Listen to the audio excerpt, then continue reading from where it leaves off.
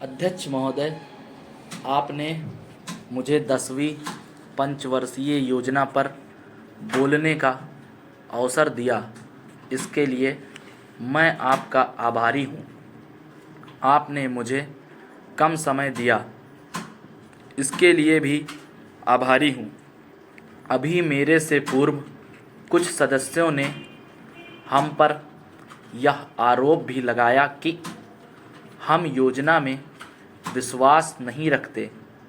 उन्होंने तो यह भी कहा कि हमारे चुनाव घोषणा पत्र में भी उनको इस बारे में कुछ नज़र नहीं आया।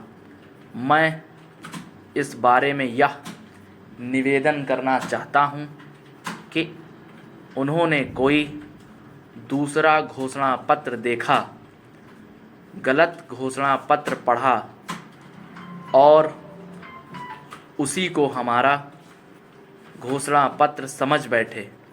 लेकिन मैं यह कहना चाहता हूँ कि हमारा घोषणा पत्र इस समय मेरे पास है। इस घोषणा पत्र में हमारी घोषणा में योजना के बारे में स्पष्ट रूप से कहा गया है कि हम योजना पर विश्वास रखते हैं, लेकिन ऐसी योजना पर विश्वास नहीं रखते जो जनता के दुखों को दूर नहीं कर सकती, जो जनता के कष्ट दूर नहीं कर सकती।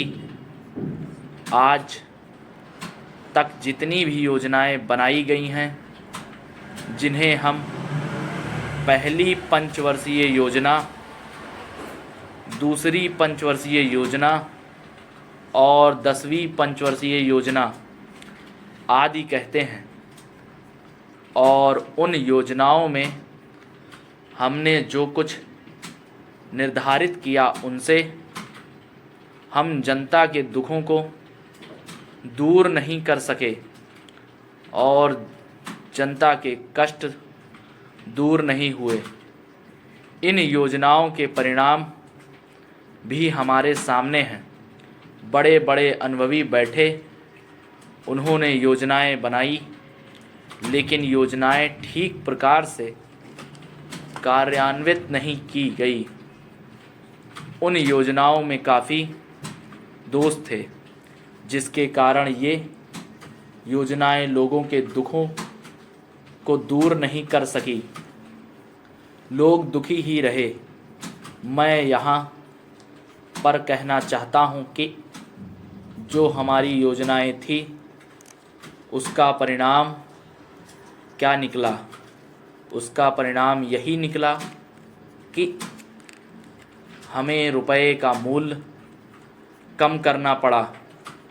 जो योजनाएं होती हैं, वह राष्ट्र धन को ऊंचा करने के लिए बनाई जाती हैं, लेकिन हमारे सामने आंकड़े हैं, इसका परिणाम हमारे सामने है।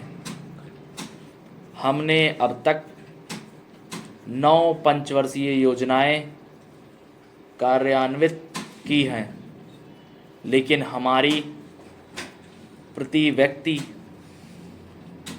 आय में और जीवन स्तर में अपेक्षित वृद्धि नहीं हुई है। यह दुख की बात है।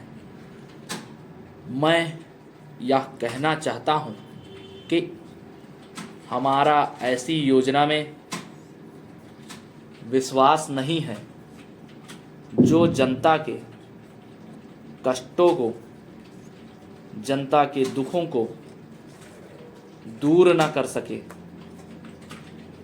हम ऐसी योजनाओं पर विश्वास करते हैं जो उनकी आयु बढ़ा सके, उनका आर्थिक विकास कर सके,